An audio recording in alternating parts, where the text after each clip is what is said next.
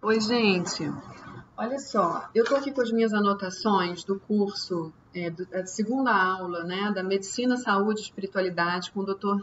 Sérgio Felipe de Oliveira.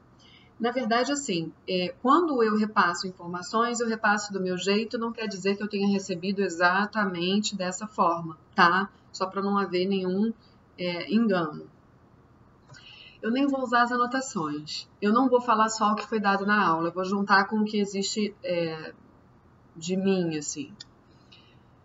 A aula foi sobre homeostase, né? O como a natureza está sempre buscando o equilíbrio. Então, as coisas todas que a gente atrai no nosso campo eletromagnético são justamente as coisas que a gente necessita para fazer com que o nosso organismo entre em homeostase, ou seja, equilíbrio. Ok.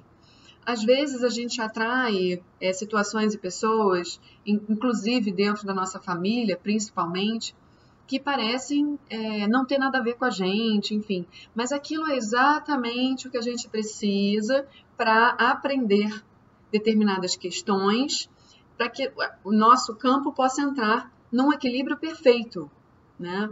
Então, se a gente pode falar sobre isso a nível físico, né, biológico, todo o nosso corpo trabalha para o equilíbrio. Né? Quando a gente vai dormir, está todo o nosso organismo trabalhando para equilibrar o que entrou em desequilíbrio durante o dia. Né?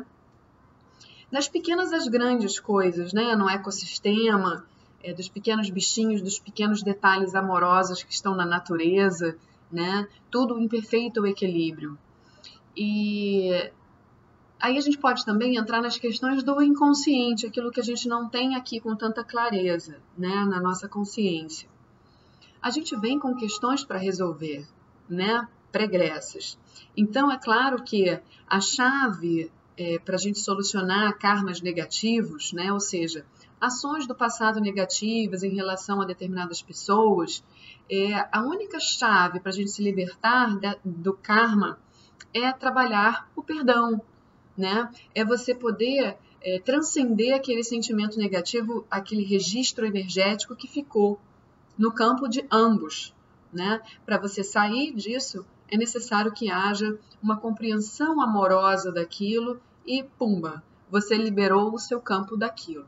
Se você não perdoar, não liberar no amor, né, no aprendizado amoroso, e aquela ação não mais se repetir, se você não perdoar, você vai continuar atraindo até que você se libere daquilo. Tá? Então, por isso que não existe vítima, não existe né, algoz. Chega uma hora que a espiritualidade é você com você mesmo, é todo um ajuste individual e coletivo também, né? Então, a aula, ela foi, claro, entre indas e vindas, falando sobre o nosso equilíbrio, né? O nosso cérebro tendo o espírito como um grande programador, né? Na verdade, o nosso cérebro, ele é o nosso sistema todo, né? Que é regido pelo cérebro, ele é simplesmente um veículo, né? Do espírito, enfim. E essa aula falou também das questões genéticas. E isso é algo importante a gente falar, porque ele usa aqui o termo correto. Ele fala em epigenética molecular, né? Diz que 92% do DNA são introns, que significa que eles não servem para nada, apenas servem para preencher o espaço. 92% do nosso DNA é como se fosse assim, inútil, né? E aí, os exons, que são os genes que realmente farão as proteínas, e aí ele diz que cada sequência de genes produz uma estrutura diferente, sendo... Peraí, gente, não. Cada sequência de exons produz estrutura diferente, sendo o mesmo gene. E isso pode ser modulado pelo psiquismo, né? Com o equilíbrio do comportamento, o gene fica modulado de acordo. Então, o que ele estava querendo explicar aí é que o comportamento modula, né? Ele se a gente interrompe um comportamento, e isso é algo que na psicologia a gente vê muito, esse trabalho para que isso aconteça, a gente consegue mudar a sequência, né, dos genes. Então, assim, o Dr. Sérgio trabalha com hipóteses, né, e essas hipóteses serão confirmadas.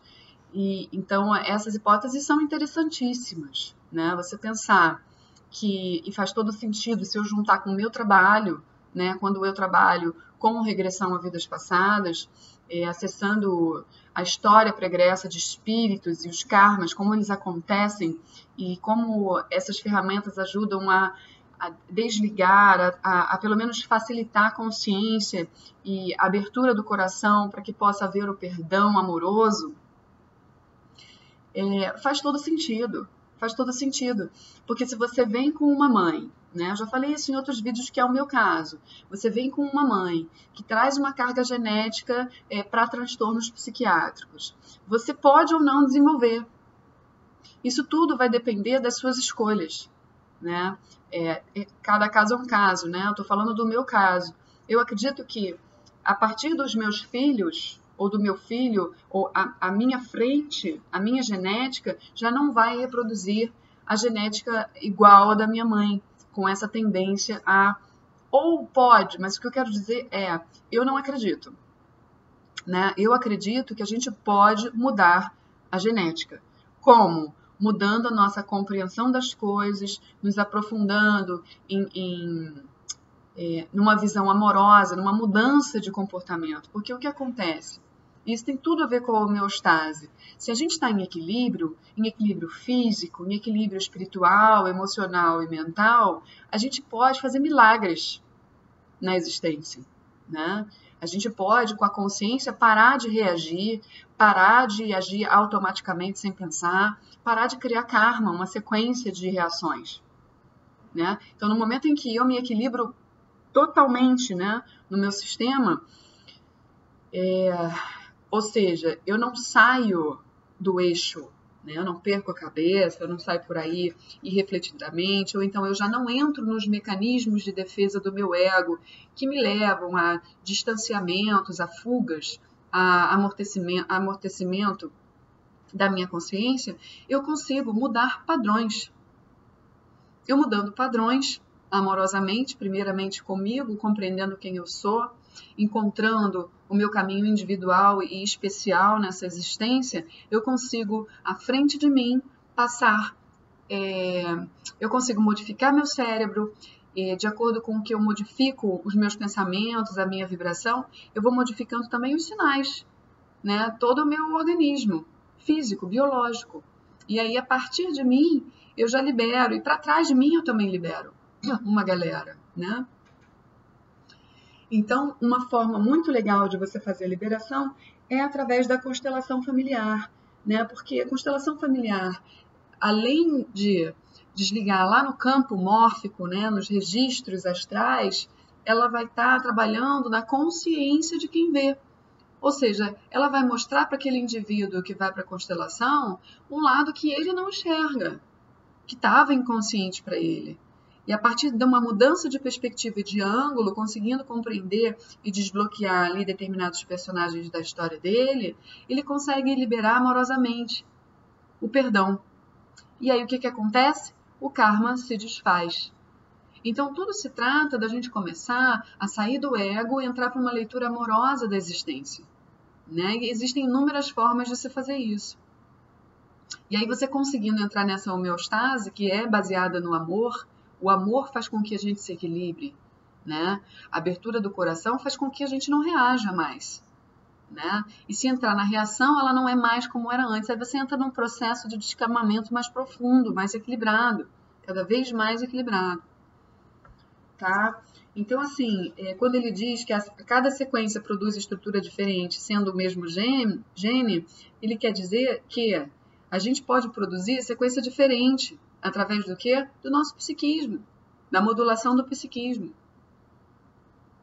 Agora, a compreensão racional das coisas é limitante. A gente precisa ir para a ação. Então, é o que eu falo para os meus pacientes.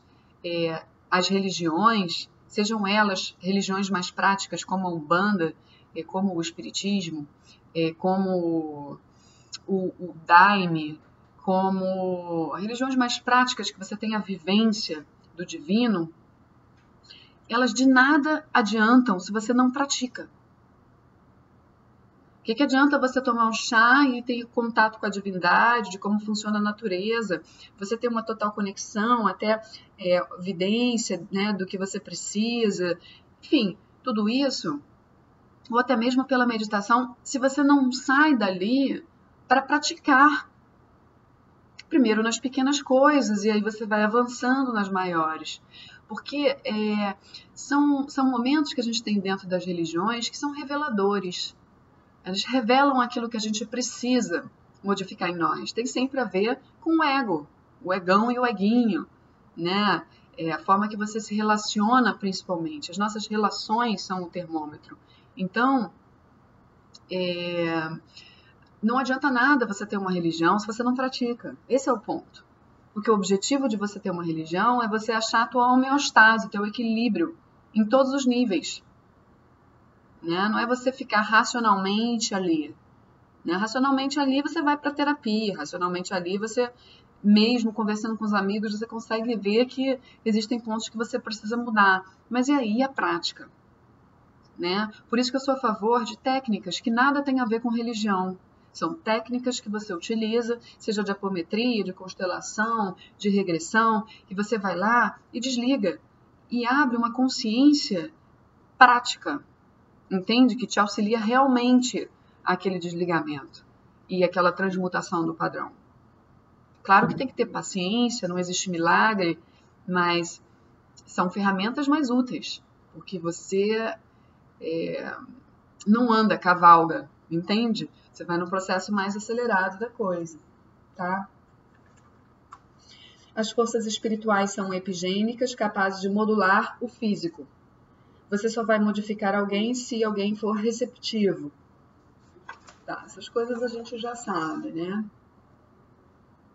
Então, a nossa sociedade e o planeta deveria trabalhar no sentido de trazer a homeostase a cada indivíduo, o equilíbrio, né, de cada indivíduo, que envolve um monte de fator, né, envolve o biológico, claro, envolve o fato de você ter uma espiritualidade, envolve um emocional, envolve um mental, envolve tudo, envolve o social, o familiar. Então, o que a sociedade está fazendo para ajudar os indivíduos a terem equilíbrio? Né? A sociedade trabalha, em sua maioria, para manter uma alienação, porque ela, em si mesma, é alienada. Então, nós temos indivíduos alienados porque desconhecem, porque são temerosos, porque têm medo de ir para o novo, de avançar nas estruturas mais profundas, né? E está tudo liberado, a gente pode avançar, né? Então, assim, o que um indivíduo precisa para ter o equilíbrio? Ele precisaria de um monte de profissionais trabalhando para ele, porque quando a gente está desequilibrado, pensa num dependente químico, né? Quantos profissionais precisam para um dependente químico poder sair da situação que ele se encontra? Totalmente escravo, né? Onde ele não é mais ele não se reconhece. Então, o amor e a disponibilidade das pessoas tem que aumentar para que a gente possa equilibrar no coletivo. Né? Isso é no micro, gente. No macro, então, vocês podem imaginar as florestas, o consumo animal. A gente acha que não, mas a gente já chegou uma hora que dá para viver sem o consumo animal. O consumo animal gera muita violência. A nível energético, sabe? A gente está num avanço muito grande agora, não há necessidade disso. A gente tem muita tecnologia, muitos nutrientes que podem ser condensados para que as pessoas possam tomar suplemento, vitaminas, que não precisem necessariamente ser carne, do consumo e dessa indústria horrorosa que está por trás do que a gente compra no mercado. Né? Então, a homeostase está longe da gente ainda. Né? Eu já estou abrindo a minha consciência agora bastante. É bem difícil você ir ao mercado e encontrar uma coisa que seja saudável. Vocês sabem disso. Né? Os produtos de caixinha, os produtos que vêm já com embalagem, que são industrializados. Né? Os próprios vegetais, a forma que eles são criados, esqueci, fugiu o termo correto, né? Porque os animais que são criados, cultivados, eles já também perderam a energia essencial, não é puro, a coisa não vem direto para você e você se sente bem. Né? Então são raros os lugares que vendem, que oferecem os produtos que fazem bem mesmo para a nossa energia. Tá? Então, tudo que você alimenta na sua mente, você está alimentando o seu cérebro. A homeostase dependerá do alimento da sua mente, hábitos, dinâmicas, tudo isso. Tá? Um ponto importante que ele colocou na aula também é que a espiritualidade não é a gente sair do mundo, mas é a gente estar no mundo com homeostase, sem perder o equilíbrio. Né? A gente acha que porque a maioria das pessoas ainda não ascensionou, não despertou, não sei o quê, aquele papo de espiritualista que acha que é evoluído e se isola porque não se encaixa no mundo. Eu estou me incluindo nessa, né? Porque a gente precisa se esforçar para estar no mundo. Né? Nós somos uma rede, não adianta a gente se apartar dessa rede. Se a gente está aqui junto é porque tem que estar. Então, a espiritualidade é a gente trabalhar para atingir o nosso equilíbrio. Isso pode pedir um isolamento inicial, sim, porque é saudável, você não sabe ainda trabalhar e se manter, né? Você se perde ali no início da jornada, fica meio caótico mesmo. Mas conforme você vai realmente se firmando, se equilibrando, aqui o teu centro é você começa a se tornar seu próprio mestre, mais seguro, mais autoconfiante, mais autoamoroso, né? Você já pode ir para a galera, sabe? Não é ir lá para testar o fogo e ver que você não vai se queimar, não. É conectado ao amor, né? A compreensão do que é o mundo, do que é estar aqui e a sua função aqui. Então, é claro que você vai ter que lidar com as pessoas que estão em desequilíbrio e você tem que estar bem equilibrado para não desequilibrar. Mas a função da espiritualidade é, sim, você estar no mundo. Né? Eu vou fazer um vídeo, inclusive, não vou falar agora, deixa que eu vou fazer. É um vídeo que, para mim, está me chamando muito esse tema. Vou pensar muito sobre esse tema, vou pesquisar. Então, gente, olha só, chega de falar, chega de teorizar. A espiritualidade é a prática no mundo, é a prática nas relações, tá bem? A gente precisa conseguir parar de olhar para o nosso próprio umbigo. A gente precisa olhar para os outros. As pessoas estão fora de equilíbrio, as pessoas estão doentes. E isso vem do ego. Então as pessoas vão nos machucar muitas vezes porque elas estão machucadas. Então a gente precisa ter consciência disso dentro da dinâmica dentro de casa. Não adianta a gente entrar na dinâmica da briga, da confusão. A gente tem que quebrar essa dinâmica na prática. Isso é o que magnetiza. Essa mudança é que vai fazer com que as pessoas que estão perdidas olhem para você e te vejam como um exemplo. Não é você ficar falando e dando discurso, não. É você ir lá na prática e fazer. Né? O discurso, hoje em dia, as pessoas querem a verdade, as pessoas não querem mais saber de hipocrisia. Isso vai ficar cada vez mais evidente. As pessoas vão buscar gurus modernos, gurus do povo, que tenham identificação, que tenham verdade pulsando enquanto falam, sabe? E que tenham a prática, porque é isso que magnetiza, tá? É a atitude e o discurso juntos. Aí ele fala das forças do universo, né? A gravitacional, a eletromagnética, nuclear fraca e nuclear forte, tá? São 11 dimensões do espaço, né? Nelas a gente encontra matéria. A vibração das partículas tem velocidade infinita. Então ele está falando aqui das dimensões. A religião busca um Deus único, né? E a física busca um ponto de partida único. E em ambos é o amor. Né? O amor é o ponto de partida de tudo. Então, o Dr. Sérgio fala muito dessa coisa do universo estar coberto por um manto de amor. A gente se desconecta disso por conta dos desequilíbrios que vêm do ego, dessa força da sobrevivência, desse engano básico que a gente tem de deixar que as questões do ego atravessem as questões do coração, do amor, da confiança. A gente não confia no outro, a gente não confia no mundo, a gente não confia na natureza, a gente não confia na gente. Né? E isso a gente está interligado numa teia gigantesca. E as pessoas estão caindo em tanto engano que elas estão se isolando. E a gente não foi feito para o isolamento. Isso dá enlouquecimento, isso dá distorção, isso dá mau fruto para a própria pessoa. E aí vai pirando, né? De encarnação para encarnação. Então, a base de tudo é o amor. A gente se desconectou disso, aqui, ó, de nós mesmos, né? A gente entrou em enganos como buscar a aprovação dos outros, idealizar os outros, achar que o outro é melhor do que a gente, se sentir inferior, se sentir injustiçado. A gente entrou em enganos básicos. E isso tudo separa. Isso tudo acaba com a união, acaba com o respeito, acaba com a convivência. Você não pode conviver com as pessoas se você não sabe lidar com as diferenças, aceitar que elas têm as escolhas únicas, que elas têm um coração único, que elas têm um espírito único e que elas têm o direito de serem do jeito que quiserem. E podem estar no estágio delas.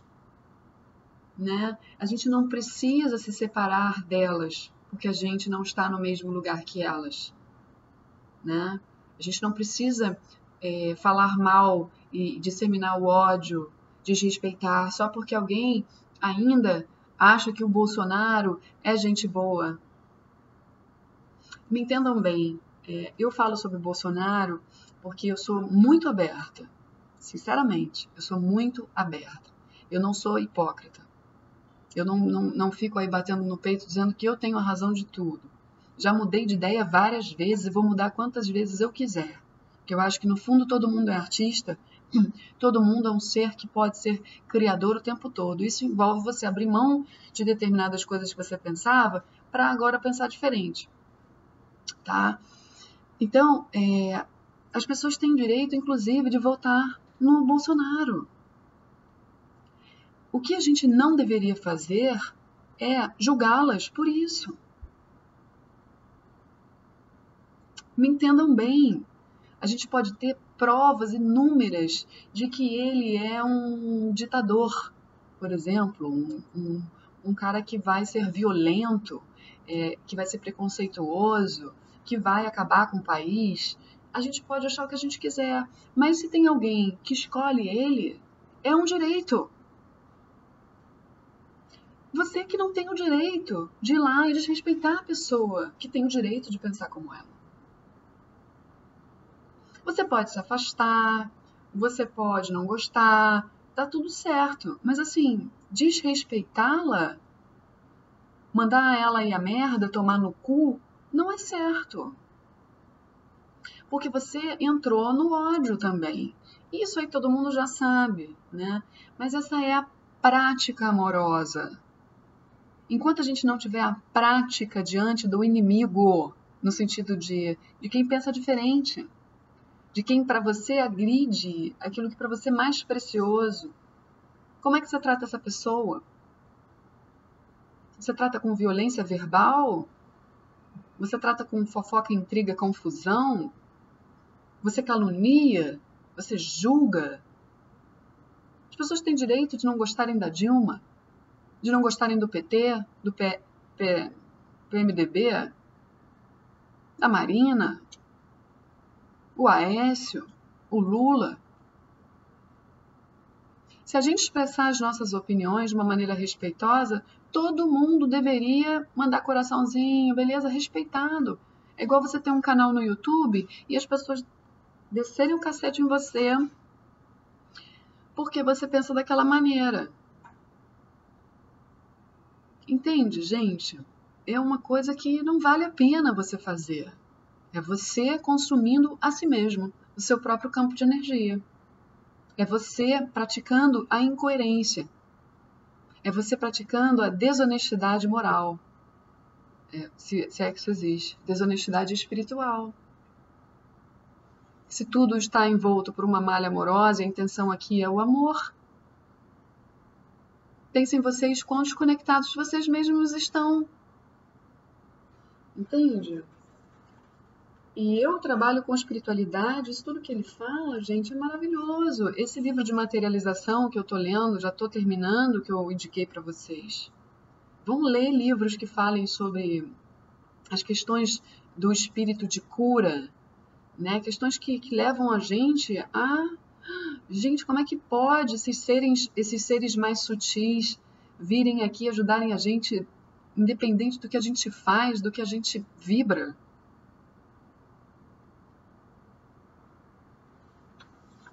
Eles ajudam a gente o tempo todo a voltar para um equilíbrio amoroso, porque esse é o objetivo. A gente se perde disso o tempo todo, porque a gente é puro ego. E eu me incluo nessa, porque não tem por que eu não me incluir. Todo mundo tem um ego. Tá? Então, ele coloca a força gravitacional como sendo algo muito especial aqui e com um objetivo muito específico, que é atrair, juntar o que nos é igual. Ou, enfim, no fundo, tudo é para o amor acontecer.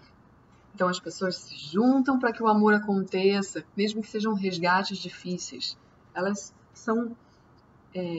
tudo nosso, todos os átomos e subpartículas, né, as partículas subatômicas, elas se unem com um propósito de solidez, para que a gente possa ter aqui um aprendizado amoroso, uma chance única, uma oportunidade maravilhosa de nos conhecermos na nossa capacidade máxima de criação. E o que a gente faz com isso? A gente aprende e acredita que a gente cria tudo com a nossa mente, mas a gente não consegue criar coisa boa. Por quê? Porque a gente não sabe amar. A gente fica só na mente, e a mente é julgadora, a mente é separatista. Não adianta você ser um intelectual, uma pessoa racional, uma pessoa cheia de lógica, se você não tem amor. Você não tem a capacidade amorosa de transformar uma situação com um amor sem olhar só o que é seu e bom para você.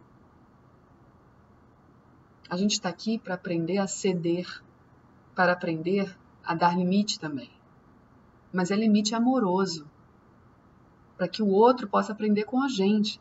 O problema é que a nossa mente nos leva a distorcer a realidade. E a gente acredita muitas vezes que está fazendo bem e não está fazendo bem, não. Então, uma verdadeira espiritualidade é um auto-questionar-se o tempo todo. Quem não se questiona está cagado.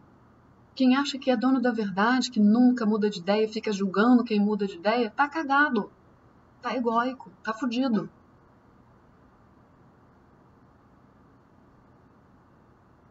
Tá bom? Eu acho que é mais ou menos isso, tá? A malha de amor, de onde nasce a matéria e nossas relações. Quando nos encontramos, nossa posição nessa malha, tudo se encaixa. Ele coloca dessa maneira, como se ele fala em homeostase holográfica da natureza. Quando ele fala sobre isso, ele faz um desenho no quadro mostrando que a gente é uma rede, né? A gente, as pessoas e tal, as dimensões acima de nós, as dimensões abaixo de nós, e ele coloca como todo mundo estando ali para se ajudar, né? Para poder evoluir, para poder crescer, enfim, tudo sendo arquitetado por uma malha de amor, né? Quem se desconecta disso, acha que isso é besteira e tal,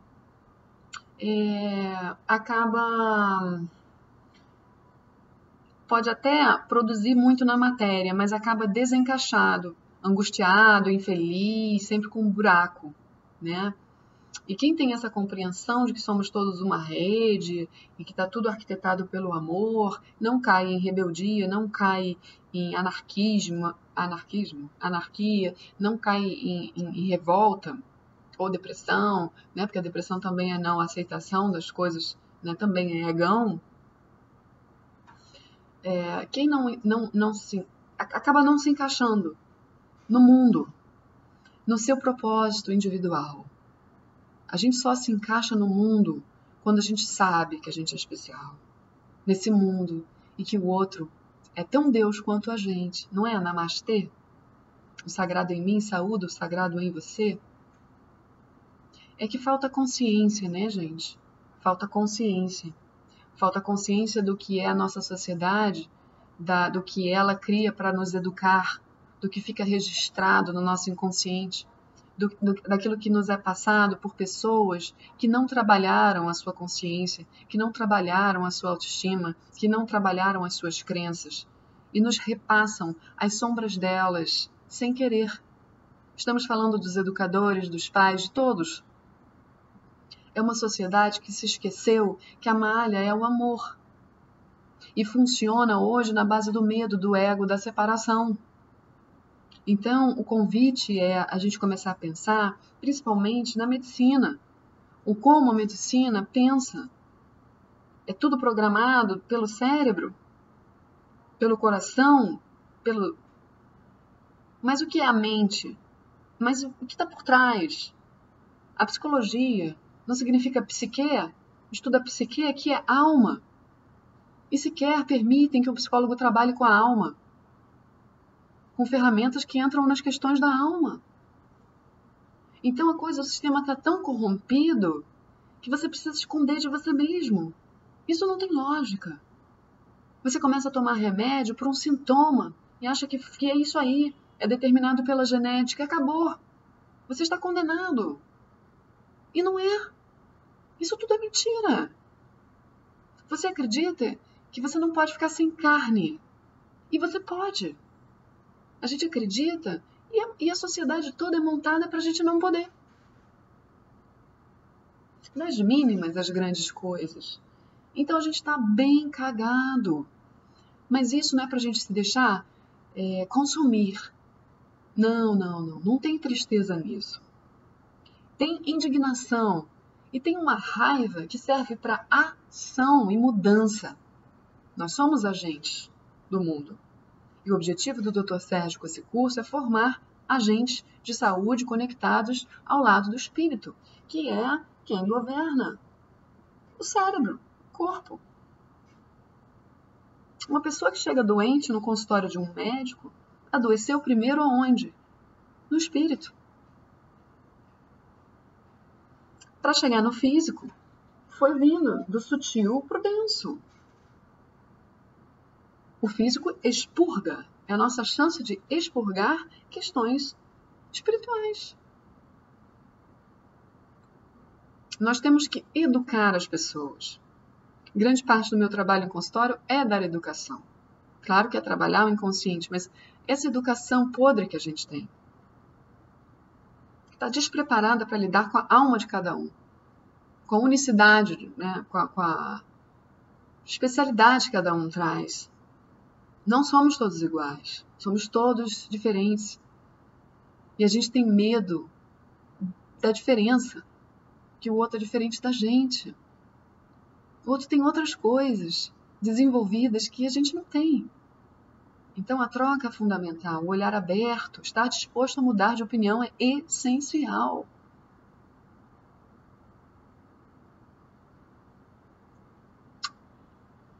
Namastê.